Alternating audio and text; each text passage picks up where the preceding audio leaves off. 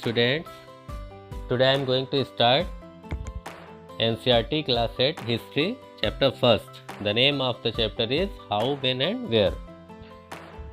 तो इसका क्या मतलब हुआ, मतलब कैसे, कब और कहाँ। तो स्टूडेंट्स, मैंने देखा है कि हिस्ट्री बहुत सारे स्टूडेंट्स को बहुत ही बोरिंग सब्जेक्ट लगता है और हिस्ट्री का नाम सुनते ही उनको नींद आने लगती है। ऐसा इसलिए है क्योंकि वो हिस्ट्री का इम्पोर्टेंस नहीं समझते और हिस्ट्री को बहुत ही गलत तरीके से पढ़ते हैं।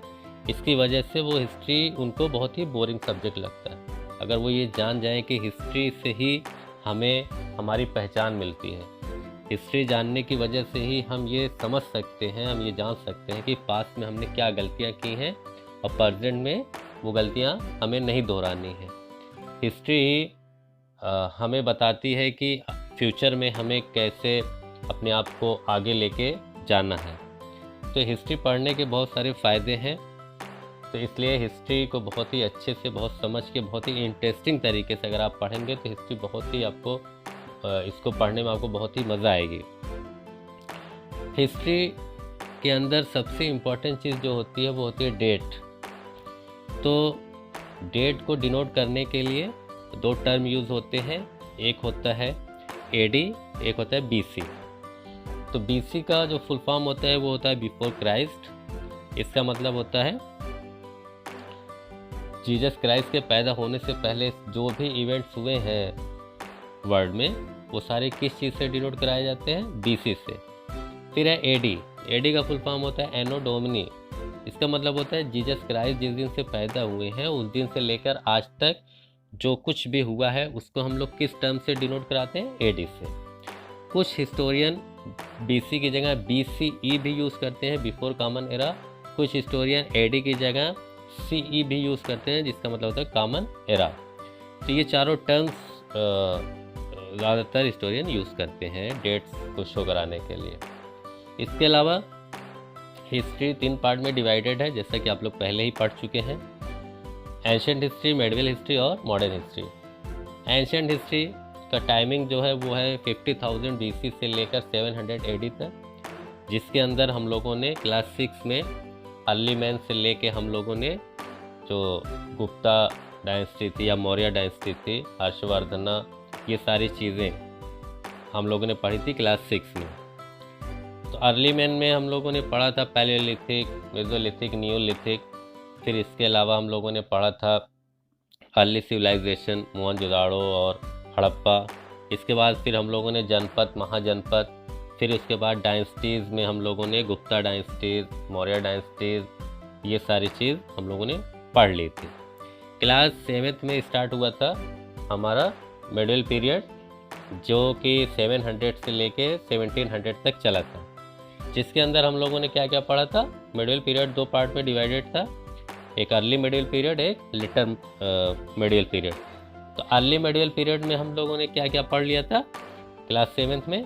उसके अंदर हम लोगों ने पढ़ा था राष्ट्रकूटास, चोलास, परमारास, चौहान, ये सारे जो हिंदू राजा थे उनके बारे में। फिर लेटर मिडिल पीरियड में हम लोगों ने क्या पढ़ा था, हम लोगों ने पढ़ा था कैसे मुस्लिम फॉरेनर जो कि तुर्क थे, जो तुर्की से आए हुए थे, उन्होंने कैसे इंडिया में आके अटैक किया और कैसे यहाँ पे अपनी डायनेस्टी इस्टेब्लिश की। सबसे पहले महमूद गजनी ने अटैक किया था। उनका जो आपको पता है क्या पर्पस था, ज़्यादा से ज़्यादा यहाँ पे सोना लूटना। फिर मोहम्मद गौरी आते हैं 1191 ईस्वी में, जो कि तराइन का युद्ध होता है पृथ्वीराज चौहान से नॉर्थ इंडिया में। तो उसके अंदर मोहम्मद गौरी हार जाते हैं। फिर अगले ही साल तराइन का सेकेंड युद्ध होता है, बैटल ऑफ तराइन सेकेंड, जिसमें मोहम्मद गौरी पृथ्वीराज चौहान को हरा देते हैं। और फाइनली वो यहाँ से ढेर सारा जो भी धन होता है, सोना चांदी, जो यहाँ से लूट के चले जाते हैं। और उन्हीं के एक गुलाम थे जिनका नाम था कुतुबुद्दीन ऐबक, उनको वो यहाँ का गवर्नर, बहुत सारे गवर्नर को उन्होंने यहाँ पे सेलेक्ट करके वो यहाँ चले जाते हैं यहाँ से। फिर बाद में सारे गवर्नर का आपस में फाइट होती है कि कौन राज करेगा। उसमें कुतुबुद्दीन ऐबक जीतते हैं और फाइनली वो स्लेव डायनेस्टी को इस्टेब्लिश करते हैं। स्लेव डायनेस्टी आपको पता है 1206 से जो दिल्ली सल्तनत है पूरी, जो आपने पढ़ा था, 1206 से लेकर 1290 तक थी स्लेव डायनेस्टी। इसके अंदर आपको पता है कि कुतुबुद्दीन ऐबक आए, फिर आपके इल्तुतमिश आए, फिर रज़िया सुल्ताना, फिर गियासुद्दीन बलबन, ये सारे मेजर जो रूलर थे स्लेव डायनेस्टी के थे। फिर इसके बाद आई खिलजी डायनेस्टी, जिसके अंदर जलालुद्दीन खिलजी और अलाउद्दीन खिलजी ये दो मेजर रूलर थे, जिसमें जिसकी जो इस्टेब्लिश हुई थी 1290 से लेके 1320 तक। उसके बाद 1320 में आई है फिर तुगलक डायनेस्टी, जो कि 1320 से लेके 1414 तक थी। इसके अंदर काफ़ी रूलर आए हैं। मेजर रूलर जो हैं उसमें हैं गियासुद्दीन तुगलक, मोहम्मद बिन तुगलक, फिर फिरोज शाह तुगलक, ये सारे जो मेजर रूलर गुजरे हैं।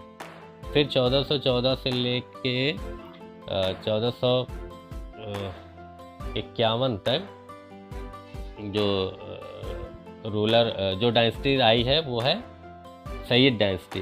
इसके अंदर अहमद शाह, आलम शाह, ये सारे लोग, खिज़्र खान, ये सारे लोग थे मेजर रूलर। फिर लास्ट जो दिल्ली सल्तनत के जो इस डायनेस्टी गुजरी है वो थी लोधी डायनेस्टी। इसके अंदर बहलोल लोधी और सिकंदर लोधी, इब्राहिम लोधी। फाइनली इब्राहिम लोधी 1526 में बाबर जब आते हैं इंडिया, वो उनको पानीपत के फर्स्ट बैटल में उनको हरा देते हैं और यहाँ पे क्या इस्टेब्लिश हो जाती है, यहाँ पे इस्टेब्लिश हो जाती है अब मुग़ल डायनेस्टी।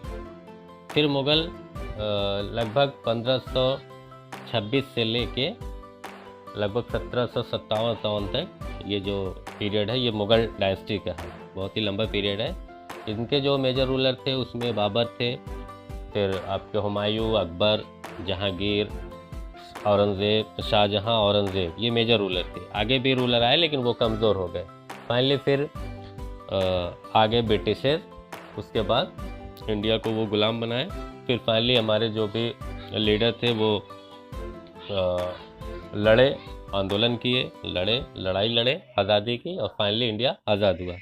तो इस साल जो हमें पढ़ना है वो क्या पढ़ना है, यही जब से ब्रिटिशर्स आए थे तब से लेकर आगे तक जो भी इंडिया आज़ाद हुआ है वहाँ तक हमें पढ़ना है।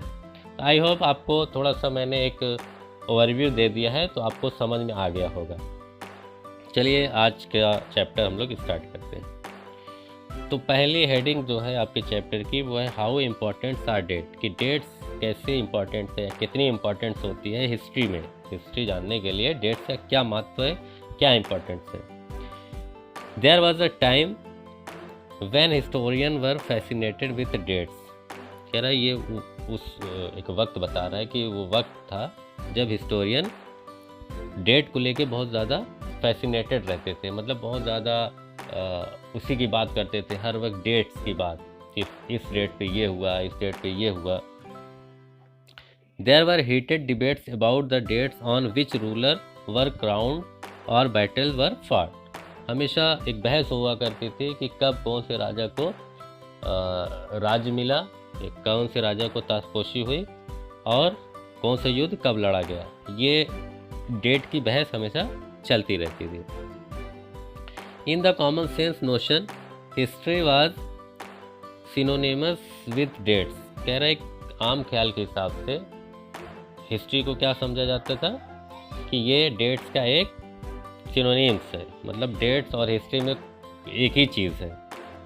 मतलब डेट्स की इतनी इम्पोर्टेंस दी जाती थी कि सारी चीज़ उसमें जो भी हिस्ट्री में हम समझते हैं वो डेट वाइज समझते हैं, तो हिस्ट्री और डेट लगभग एक ही चीज़ है। You may have heard people से I find history boring because it is all about memorizing dates. कह रहे कि I find you may have heard people से, आपने अक्सर लोगों को ये कहते सुना होगा कि मुझे हिस्ट्री बहुत ही बोरिंग लगती है क्योंकि इसमें सब कुछ डेट्स ही हमें हमेशा डेट्स याद करना पड़ता है, इसलिए बहुत ही बोरिंग सब्जेक्ट हमें लगता है। Is such A conception true? क्या ये जो ख्याल है लोगों का, जो ये सोच है, क्या ये सही है? क्या सच में हिस्ट्री सिर्फ डेट्स याद करने का नाम है? ओके स्टूडेंट्स, आज के वीडियो में इतना ही। नेक्स्ट वीडियो में हम लोग देखेंगे आगे के पैराग्राफ। Thank you. अगर आपको मेरी ये वीडियो अच्छी लगी है तो प्लीज मेरे channel social studies with Farhan sir को सब्सक्राइब करिए, बेल आइकन प्रेस करिए ताकि मेरी अपकमिंग वीडियो आपको मिलती रहे।